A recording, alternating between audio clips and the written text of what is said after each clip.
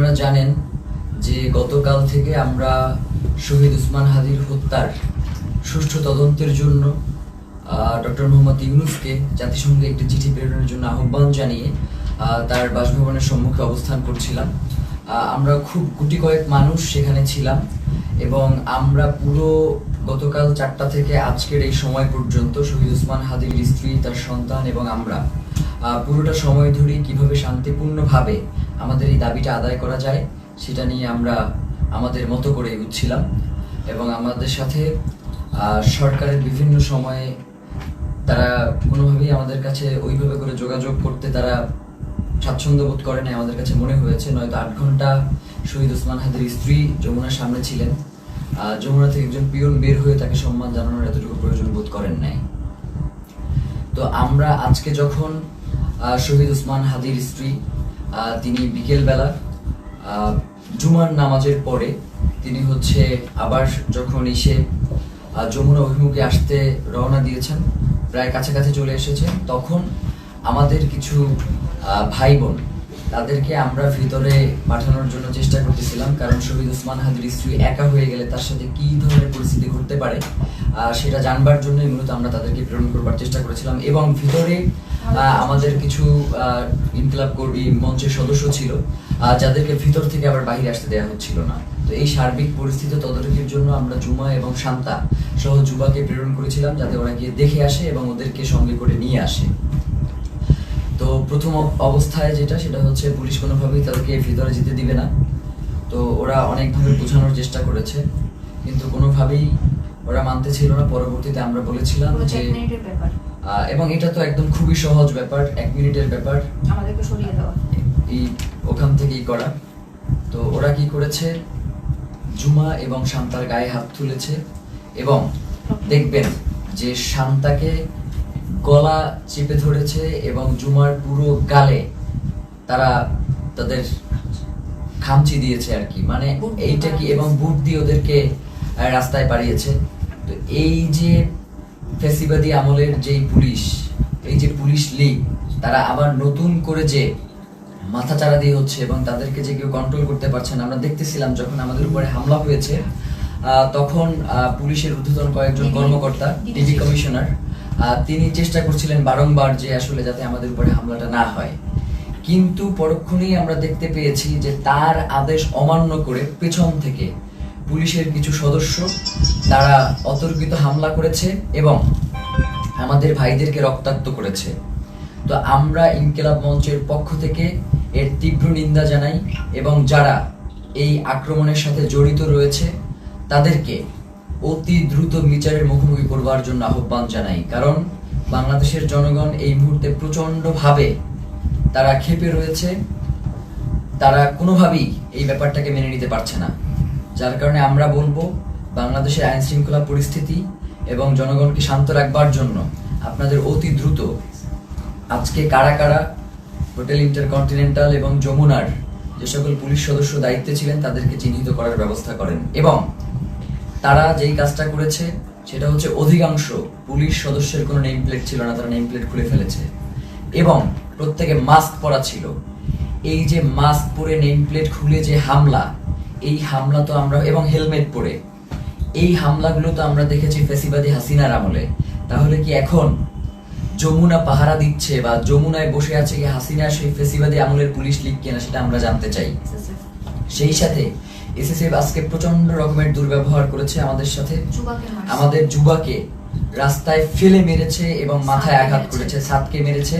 তো এই যে, এবং আমাদের ইনকিলাব মঞ্চের এমন কোনো কর্মী নাই যে আজকে এই হামলায় আহত হয় নাই।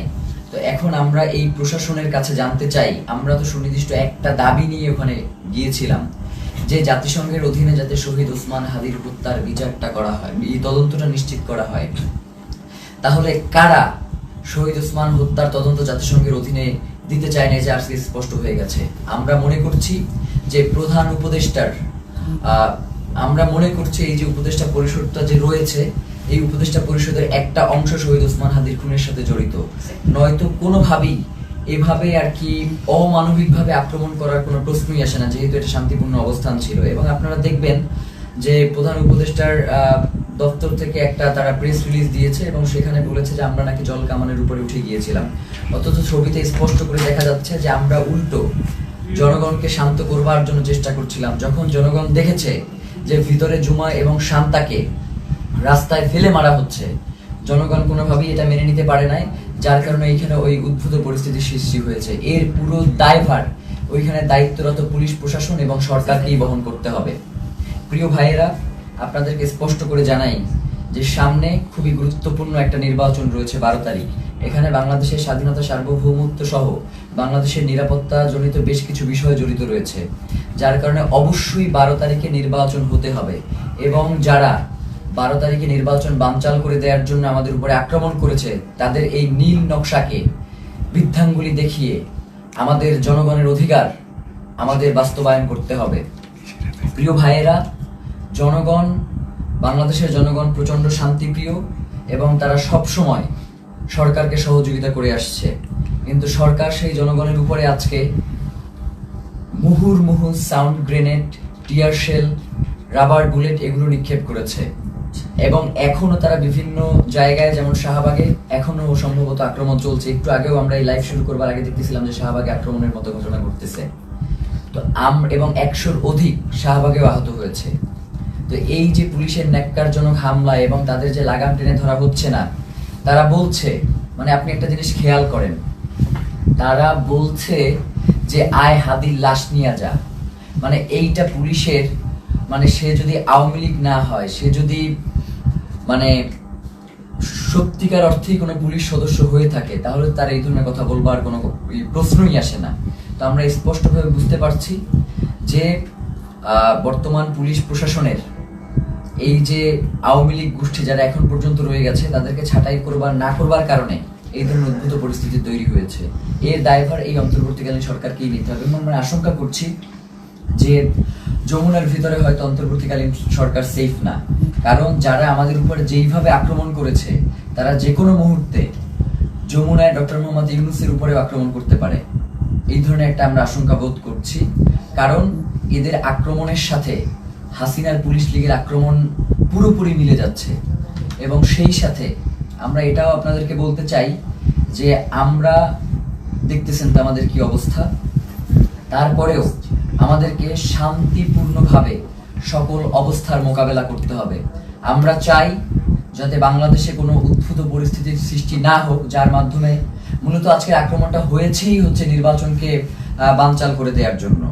সুতরাং এই নির্বাচন অবশ্যই হতে হবে এবং সেটা 12 তারিখেই হতে হবে। এবং যারা নির্বাচন বানচাল করতে চায় তাদেরকে আমাদের রুখে দিতে হবে। আমরা কোনোভাবেই এই নির্বাচনকে বানচাল করতে দিব না, কারণ বাংলাদেশের জন্য এই নির্বাচন অত্যন্ত গুরুত্বপূর্ণ। প্রিয় ভাইয়েরা, সেই সাথে আমরা আপনাদেরকে স্পষ্ট করে যে জিনিসটা জানাতে চাই, সেটা হচ্ছে শহীদ ওসমান হাদির হত্যার যে তদন্ত, সেটা জাতিসংঘের অধীনেই হইতে হবে।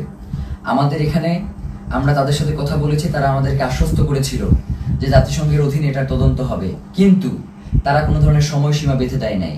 তারা ইতিপূর্বেও আমাদেরকে আশ্বস্ত করেছিল তারা ক্ষমতায় থাকা অবস্থাতেই শহীদ ওসমান হাদির হত্যার বিচার করবে, কিন্তু তারা সেই বিচার করতে পারে নাই। যার কারণে আমরা তাদের শুধুমাত্র কথায় আশ্বস্ত না হয়ে আমরা তাদের কাছে একটা দাবি করেছিলাম যে আপনি কবে নাগাদ এই কাজটুকু বাস্তবায়ন করবেন, এই চিঠিটা ইস্যু করবেন, সেটা আমাদেরকে জানান। এখন রাষ্ট্রের কাছে যদি আমাদের এতটুকু দাবি জানানোর অধিকার না থাকে, তাহলে তো বাংলাদেশ বলে কোনো রাষ্ট্র এই মুহূর্তে সাস্টেইন করবার কথা না। এখন তো এই রাষ্ট্র তাহলে অন্য দেশের প্রক্সি দিচ্ছে এই রাষ্ট্র কোনো না কোনো ভাবে। তো প্রিয় ভাইয়েরা, আপনাদেরকে স্পষ্ট করে বলি, শহীদ ওসমান হাদির হত্যার তদন্ত জাতিসংঘের অধীনেই হইতে হবে এবং 8 তারিখে অবশ্যই এই অন্তর্বর্তীকালীন সরকারকে জাতিসংঘের কাছে চিঠি প্রেরণ করতে হবে। প্রিয় ভাইরা, এক্ষেত্রে আমাদের কিছু দাবি রয়েছে। চিঠি শুধু প্রেরণ করলেই হবে না, চিঠির ভিতরে নিম্নলিখিত আমরা যে বিষয়গুলো বলবার চেষ্টা করছি সেগুলো অন্তর্ভুক্ত থাকতে হবে। প্রথমত, সরকারকে UNOHCHR কে অনুরোধ করতে হবে যেন তারা শহীদ শরীফ ওসমান হাদি হত্যাকাণ্ডে একটি স্বাধীন ও নিরপেক্ষ ইন্ডিপেন্ডেন্ট ফ্যাক্ট ফাইন্ডিং ইনভেস্টিগেশন পরিচালনা করে। এই তদন্তের স্পষ্ট কার্যপরিধি থাকবে যাতে ঘটনার সত্যতা নির্ধারণ, দায়ী ব্যক্তি ও তাদের সহায়ক নেটওয়ার্ক শনাক্তকরণ এবং জবাবদিহিতা নিশ্চিত করে করণীয় সুপারিশ অন্তর্ভুক্ত থাকবে। সরকারকে অনুরোধ করতে হবে যেন তদন্তে শুধু সরাসরি হামলাকারীদের নয়, বরং আড়ালে থাকা পরিকল্পনা, ষড়যন্ত্র, জড়িত থাকা বা সহযোগিতা, সহায়তা প্রদান কিংবা আশ্রয় প্রশ্রয় ও চিহ্নিত করা হয়, যা হত্যাকাণ্ড ও পরবর্তী পালিয়ে যাওয়াকে সম্ভব করেছে। মূল কথা হচ্ছে, খুন যারা করেছে, খুনের পেছনে যারা পরিকল্পনা করেছে, এখন পর্যন্ত খুনিদেরকে যারা আশ্রয় প্রশ্রয় দিয়ে রাখছে, তাদেরকেও এই তদন্তের মাধ্যমে উদ্ঘাটন করে নিয়ে আসতে হবে। সরকারকে পূর্ণ সহযোগিতার নিশ্চয়তা দিতে হবে। এতে প্রাসঙ্গিক প্রমাণ ও স্থানসমূহে প্রবেশাধিকার অন্তর্ভুক্ত থাকবে। একই সঙ্গে রাষ্ট্রীয় বা অরাষ্ট্রীয় কোনো পক্ষের হস্তক্ষেপ না হওয়ার নিশ্চয়তা প্রদান করতে হবে। কিছু অভিযুক্ত সন্দেহভাজন বিদেশে পালিয়ে থাকতে পারে এমন প্রতিবেদনের প্রেক্ষিতে সরকারকে OSCHR এর সহায়তা চাইতে হবে, যাতে স্ট্রাকচার্ড ক্রস বর্ডার কোঅপারেশন নিশ্চিত হয়। এর মধ্যে লিগ্যাল অ্যাসিস্ট্যান্স ও ইনফরমেশন শেয়ারিং অন্তর্ভুক্ত থাকবে, যাতে দায়ীরা জবাবদিহিতা এড়িয়ে যেতে না পারে।